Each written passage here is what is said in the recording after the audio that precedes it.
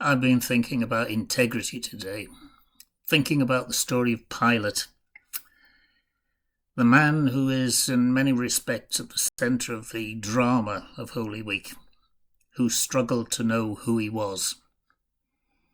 We often say today, what you see is what you get, when we're really, really surprised because actually what you see, more often than not, isn't what you get. In fact, I suspect that's why it's become a phrase, precisely for that reason. It's uncommon to get what you think you're getting, whether it's buying things or relationships.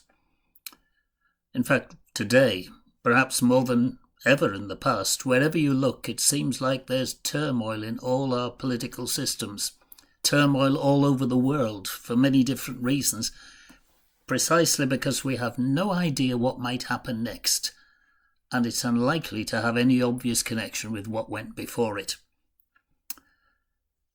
I was struck this week in thinking about Jesus' recommendation that let your yes be yes and your no be no. That's actually what Pilate was struggling with. He knew where he wanted to be, but a perceived advantage meant that he ended up denying his very self, denying his own best intentions. We talk about Peter denying Jesus, and there's no doubt about it, he did in the Holy Week stories. But here at the central action of it with Pilate is somebody who, again, from an entirely different starting point than Peter, was denying himself, denying his own best intentions.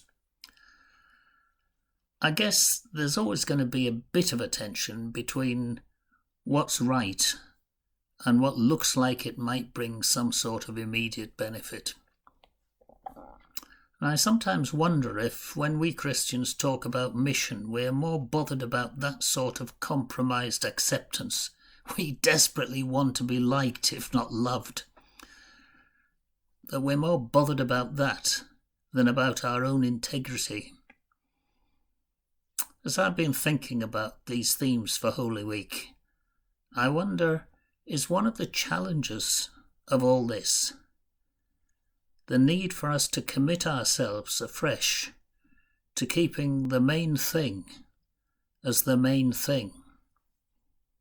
I wonder if we've got sidelined somehow and we need to go back to basics.